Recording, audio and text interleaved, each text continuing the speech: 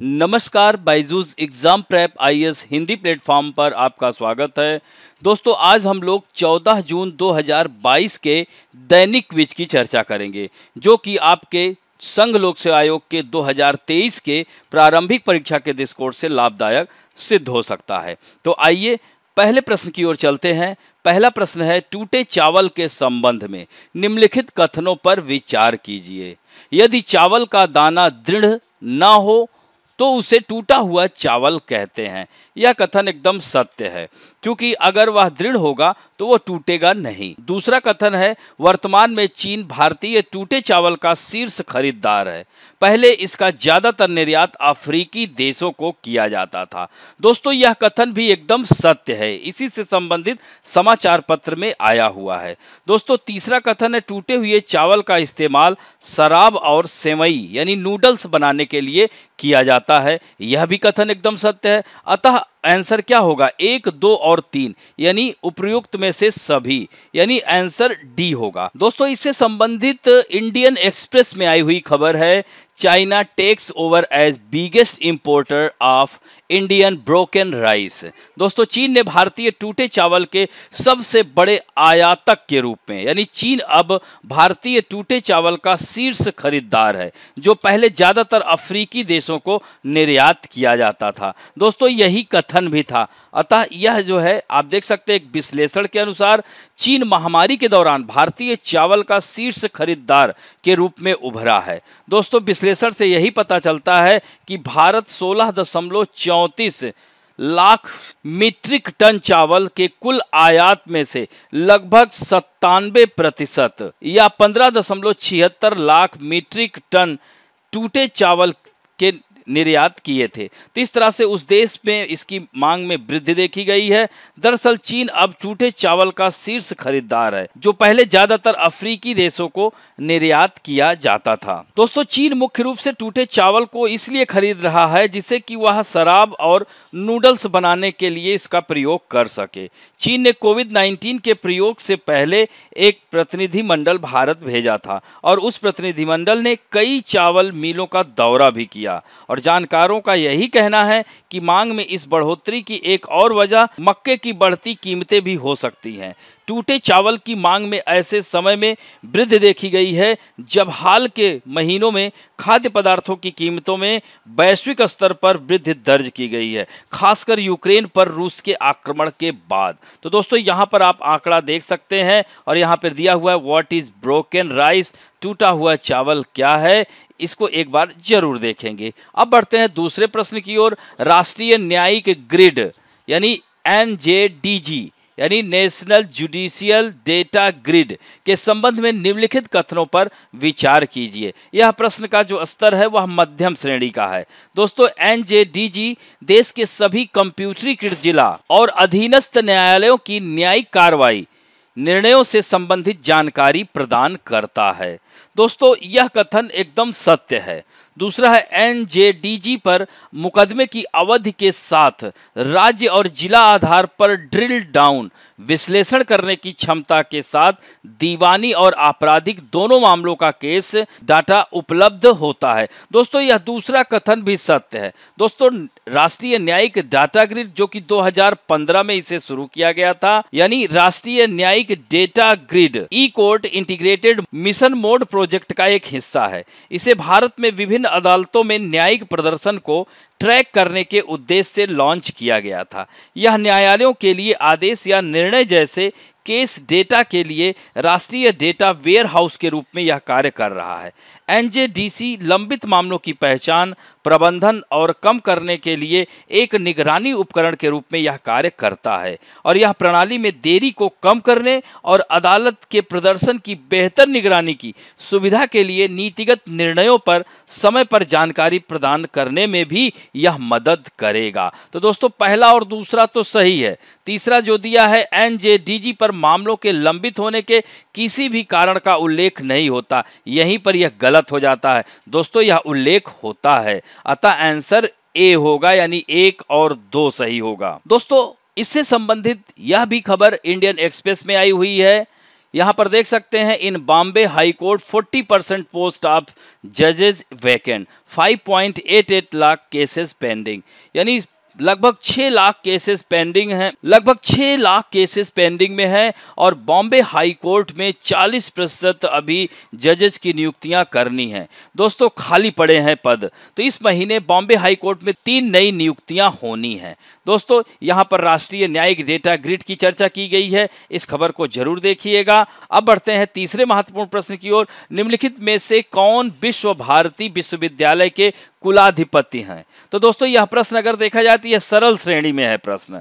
तो अब देखिए यहाँ पर कह रहा है ना कि निम्नलिखित में से कौन विश्व भारती विश्वविद्यालय के कुलाधिपति हैं। तो यहाँ पर दिया गया है कि भारत के राष्ट्रपति, भारत के उपराष्ट्रपति, भारत के प्रधानमंत्री, केंद्रीय शिक्षा मंत्री। तो दोस्तों यहाँ पर उत्तर होगा भारत के प्रधानमंत्री। तो यह जो है आप देख सकते हैं, इससे संबंधित जो खबर आई हुई है यह भी इंडियन एक्सप्रेस में आई है।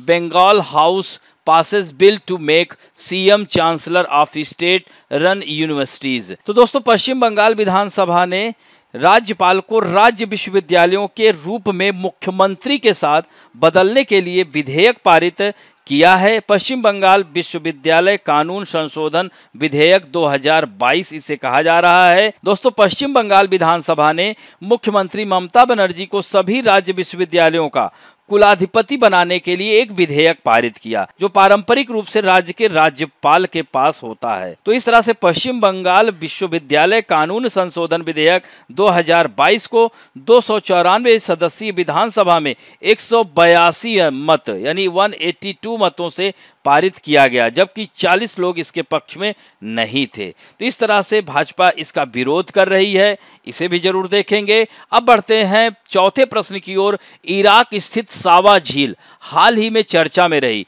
क्यों? क्योंकि इसके नीचे प्राकृतिक गैस के विपुल या विशाल भंडार पाए जाते हैं। दोस्तों इसके नीचे कच्चे तेल के विशाल भंडार पाए जाते हैं। यह झील सूख गई है, इसे ध्यान रखेंगे, यह झील सूख गई है। यह देश की पहली निजी झील है। दोस्तों इसमें उत्तर सी होगा।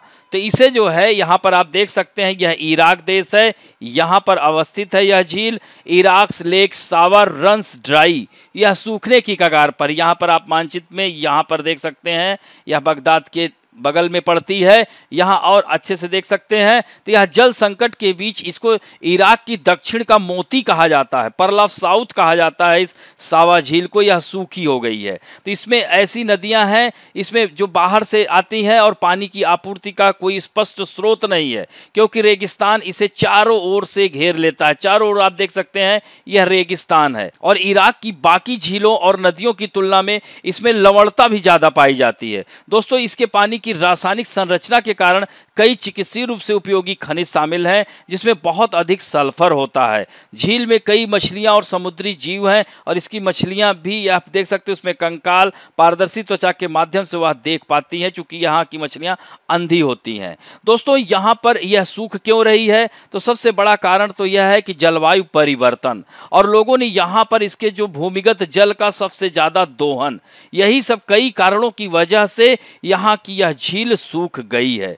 दोस्तों अब बढ़ते हैं 2021 में आए हुए प्रश्न की ओर। भारतीय संविधान के तहत धन का संकेंद्रण उल्लंघन करता है। दोस्तों यह सरल प्रश्न था, संघ लोक सेवा आयोग के 2021 परीक्षा में आया हुआ था। तो दोस्तों यहां पर आप देख सकते हैं, समानता के अधिकार का उल्लंघन करता है, कि राज्य के नीति निर्देशक तत्व के सिद्धांत का उल्लंघन करता है, कि स्वतंत्रता के अधिकार का, कि कल्याण की अवधारणा का। दोस्तों यहां पर आप देख सकते हैं समानता का अधिकार, स्वतंत्रता का अधिकार, यह दोनों मूल अधिकार के अंतर्गत आते हैं। कल्याण की अवधारणा, अब यहां पर देखिए राज्य के नीति निर्देशक सिद्धांत, तो उत्तर इसका जो होगा वह है राज्य के नीति निर्देशक सिद्धांत।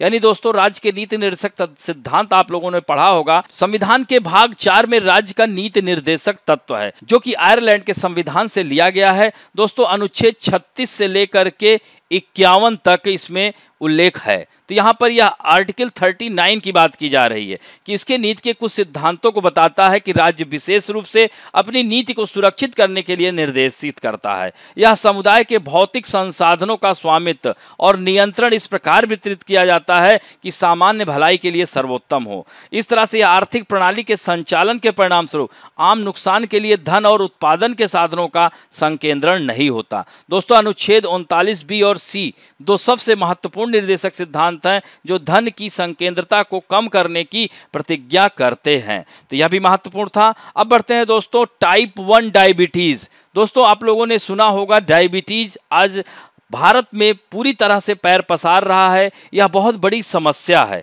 तो दोस्तों, डायबिटीज़ सबसे महत्वपूर्ण यह है जानना कि होता क्या है। तो दोस्तों, डायबिटीज एक हार्मोनल कंडीशन है जिसमें क्या होता है, रक्त में शुगर का स्तर बढ़ता चला जाता है। तो इसमें दोस्तों दो प्रकार के डायबिटीज होते हैं, टाइप 1 और टाइप 2। तो जैसे टाइप 2 में और टाइप 1 की तुलना में अगर देखा जाए तो जो यहाँ पर आप देख सकते हैं कि डायबिटीज जो टाइप 2 है, टाइप 1 डायबिटीज की तुलना में अधिक लोगों में पाई जाने वाली स्थिति है। तो centre for disease control and prevention के अनुसार दुनिया भर में केवल 5 से 10% मरीज ही टाइप 1 डायबिटीज से पीड़ित हैं। तो दोस्तों, टाइप 1 डायबिटीज क्या होती है? तो यह स्थिति छोटे बच्चों, खासकर कम उम्र के लोगों के लिए यह बहुत आम समस्या है। यही कारण है कि टाइप 2 को जुवेनाइल डायबिटीज भी कहते हैं। दोस्तों, टाइप 1 डायबिटीज में व्यक्ति के इम्यून सेल्स उसके पैनक्रियाज यानी अग्नाशय में जो बीटा सेल्स होते हैं उसको नुकसान पहुंचाते हैं, और यही कारण है कि बीटा सेल्स इंसुलिन हार्मोन का निर्माण करती है और जो कि उस समय वहां पर नहीं हो पाता। तो यहां पर कारण यही हो रहा है। तो अभी तक इसके कारणों का ठीक ढंग से पता नहीं चल सका है। अभी इस पर रिसर्चर कार्य कर रहे हैं। तो कुछ रिसर्च के अनुसार जिन लोगों के शरीर में ऑटो एंटीबॉडीज होती है उन लोगों में टाइप 1 डायबिटीज होने का खतरा अधिक हो जाता है। तो दोस्तों, टाइप 1 डायबिटीज का खतरा किसे है, अभी यह शोध की जरूरत है। हालांकि रिसर्चर्स के एक ग्रुप ने यही बताया है कि टाइप 1 डायबिटीज का खतरा दूसरों की तुलना में अधिक होता है। जैसे ऐसे बच्चे जिनके माता पिता दोनों डायबिटिक हों, ऐसे बच्चों को टाइप 1 डायबिटीज होने की संभावना बहुत ज्यादा होती है। पैनक्रियाज यानी अग्नाशय से जुड़े इन्फेक्शन या चोट या ट्रॉमा से अगर गुजर चुके हैं बच्चे, तो ऐसे बच्चों को भी डायबिटीज होने की संभावना बढ़ जाती है। और दोस्तों, बहुत ठंडे प्रदेशों में रहने वाले लोगों को भी यह हो सकता है। तो इस तरह से इससे क्या नुकसान होता है? तो दोस्तों, इसका सबसे महत्वपूर्ण बहुत कह सकते हैं कि रक्त में ग्लूकोज का जब उच्च स्तर हो जाता है तो शरीर के कई अंग इससे प्रभावित होते हैं। आपने देखा होगा कि कोरोना नामक इस महामारी में सबसे ज्यादा डायबिटिक लोगों के ऊपर इसका अटैक हुआ। इस तरह से हार्ट अटैक, नज़र का धुंधलापन, आंखों से दिखाई नहीं देता है, नसों का नुकसान, गंभीर इन्फेक्शन हो जाता है, किडनी फेल हो जाती है। दोस्तों, इसके लिए वही है कि इंसुलिन बराबर लेते रहें, यही इसका उपचार है। तो इस तरह से आप देख सकते हैं डायबिटीज 1 का उपचार में लगातार इंसुलिन शॉट्स लेना पड़ता है। हालांकि इंजेक्शन की जगह इंसुलिन पंप का भी लोग इस्तेमाल अब करने लगे हैं। एक निश्चित मात्रा में लोग स्किन में पोर्ट की मदद भी दी जाती है इंसुलिन चढ़ाने के लिए। तो इस तरह से रक्त में ग्लूकोज के स्तर की नियमित रूप से जांच करने की आवश्यकता, और इसमें सबसे महत्वपूर्ण है डायबिटीज में कि खाने पीने का टाइमिंग सही होना चाहिए। अब जो है जैसे कि उचित मात्रा में भोजन लें, उचित मात्रा में ऐसा भोजन ग्रहण करें जिसमें शुगर की मात्रा कम हो। तो यह इस तरह से आप देख सकते हैं कि टाइप 1 डायबिटीज कितना ज्यादा घातक है। तो इस तरह से दोस्तों आज का अंक यहीं पर समाप्त करते हैं। आशा करता हूं कि आज का भी वीडियो आप लोगों को अच्छा लगा होगा, और यदि अच्छा लगे तो प्लीज लाइक, शेयर, सब्सक्राइब और बेल आइकन दबाना ना भूलें। धन्यवाद।